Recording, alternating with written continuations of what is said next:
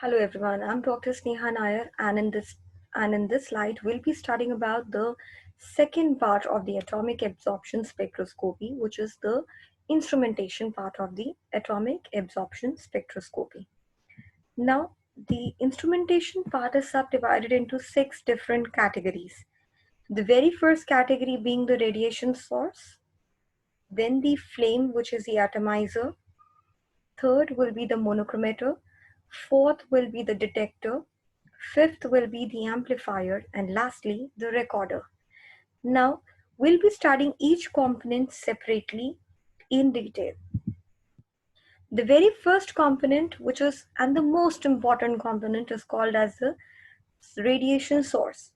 Now, in the atomic absorption spectroscopy, there are in general 3 different types of radiation source that can be used.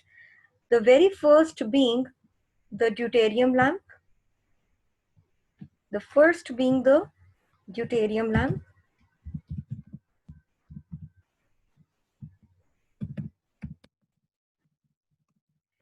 the second being the electrode discharge lamps,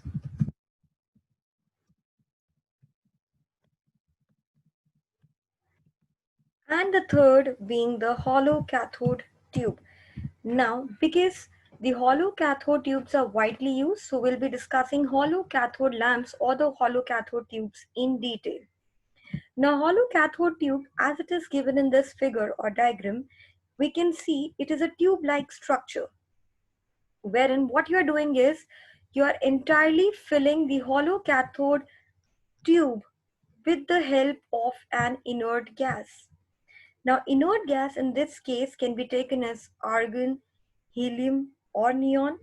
So what we are doing is we are filling the entire tube-like structure with the inert gas, and it is filled at a very low pressure, as it has been mentioned also. This tube will consist of then two, anode as well as cathode. The cathode is generally prepared of the material that you want to analyze. That is, for example, if I want to analyze calcium, then the cathode will be made up of calcium. If you want to analyze sodium, the cathode will be made up of sodium. Then we have anode. Anode will generally be used for the uh, purpose of in combination with a cathode. Now what you're doing is you will apply a high voltage. The moment a high voltage is applied between an anode and a cathode of approximately 3000 Kelvin, what generally occurs is the inert gas gets ionized. Now the inert gas that was ionized will result into the formation of an ionized atoms, and these ionized atoms will then hit the cathode. Now thus, what will happen is the moment the ionized atoms are hitting the cathode, they will result into the formation of an cloud, which is inside the tube, and thus the cloud formation is generally of the atom of interest. For example, the moment the atoms are hitting on the cathode of an element which was cathode, which was made up of sodium element, that was the analyte of interest, then the entire will be a cloud formation of Na plus atom inside the tubes. So this process is called as sputtering. That is, the cloud formation inside the tubes is called as sputtering, wherein the heating releases the atoms of the analyte of interest. So while this process occurs, there will be some atoms which will be of a very high energy state, and thus they will be unstable. For example, this was of high energy state. We can see here it is in the excited state. So these are quite unstable. So they will release energy, and then they will try because they're unstable, what will they do is they will release energy and they will try to come back into the ground state. So while see, now the basic phenomena that you need to take into consideration is they can absorb or they can release energy of specific wavelength only. Like in this example we have taken of sodium. So sodium will have a tendency of releasing and absorbing energy only of 589 nanometer, not less than that, not more than that. So what will happen is the moment they are releasing energy, so they then will go on and move on to the second part, they will be channelized to the second part of the instrumentation, which is called as the atomizer. Now, this process is also called as the sample insertion process.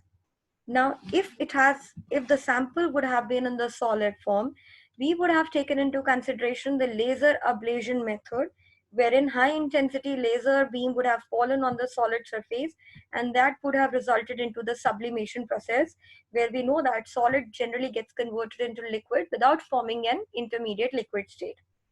Now, on the contrary, if the sample is in the solution form, then what we do is we insert it into the nebulizer.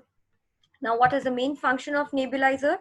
Nebulizer helps in converting the entire sample, which is in liquid form, into tiny droplets.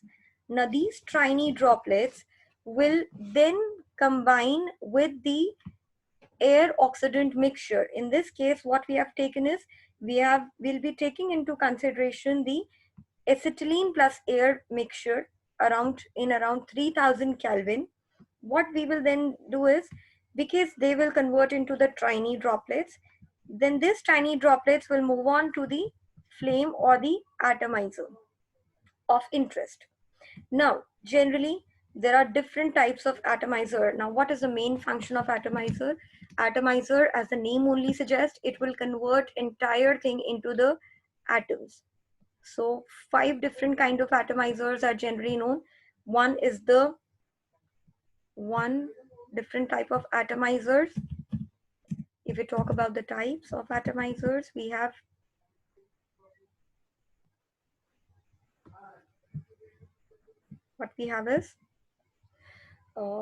glow discharge atomizer.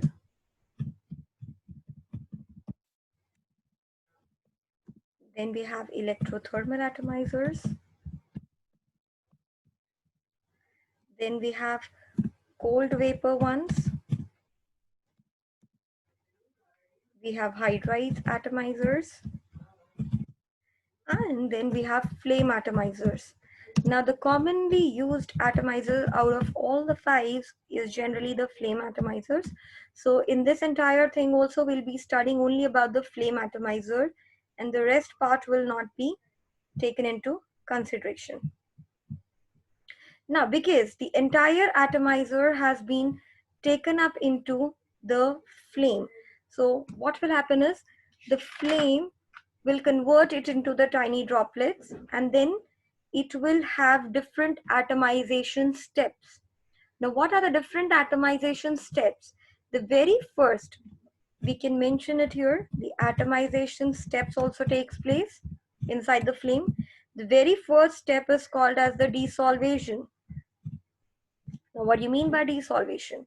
The entire, because we are dealing with the sample plus solvent, so what we want is we want the entire solvent to get evaporated. So the very first step involves the desolvation, which is the evaporation of the entire solvent.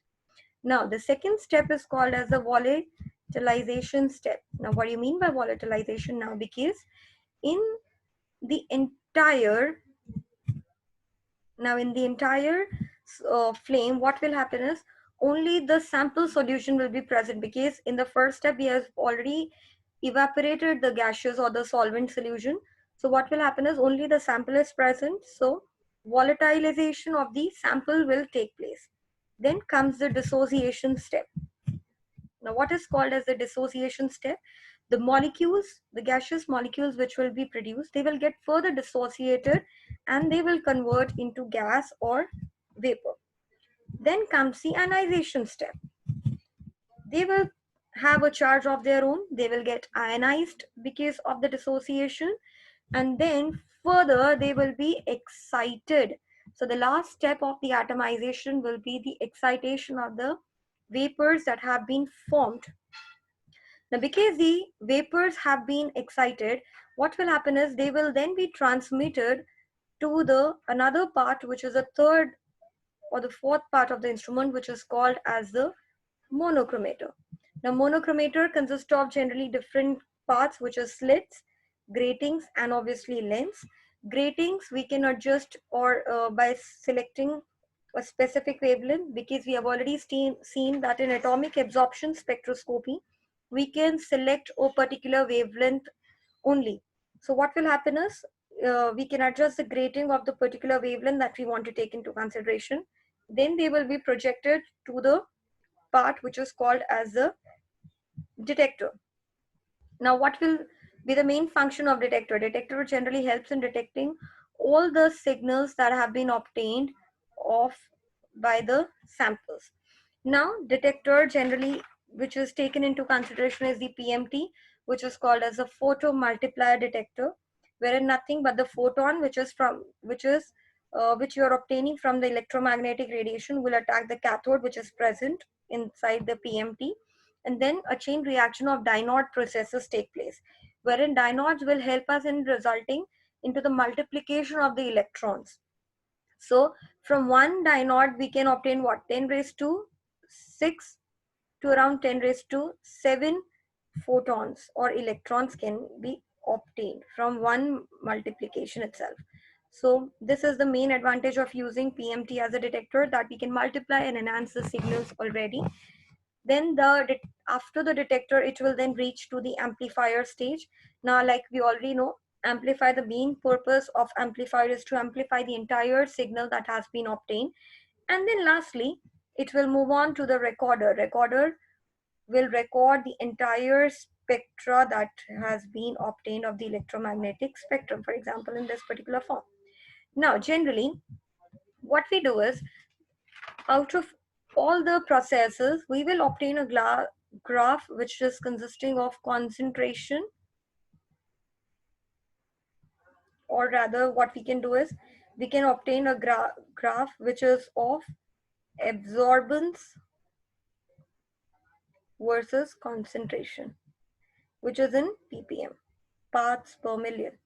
Now if I say now that, because this was a transmitted radiation, the radiation was transmitted, so according to the Lambert's-Beer law, we already know that absorbance, which is A, for example, absorbance is generally equal to what? This is generally capital A. Absorbance is equal to log of 1 by T, that is log of the inverse of transmission value, transmitted ray value. So what we can do is, if you already know the value of transmittance, we can, by the inverse of it, we can obtain the value of absorbance, which can directly be obtained by the recorder itself. So we need not have to convert it into absorbance. Now, in general scenario, what we do is we already run a blank sample also. So what will happen is, by the blank sample, what do you mean by blank sample? Any sample wherein we already know the value or the concentration of the sample solution. So what will happen is, when we know the value or concentration, we can already plot a graph. This is the blank sample graph that we have plotted. Now this graph can then be compared with the graph that has been obtained by the uh, recording of the entire signal that has been taken place. So a blank sample solution can then be compared with the normal unknown one. This is also called as a standard calibration method, wherein a standard sample whose sample solution value is known to us, concentration value is known to us, can then be further used to identify the value of the unknown sample solution. So this was the main component of the instrumentation part of the atomic absorption spectroscopy. Thank you so much.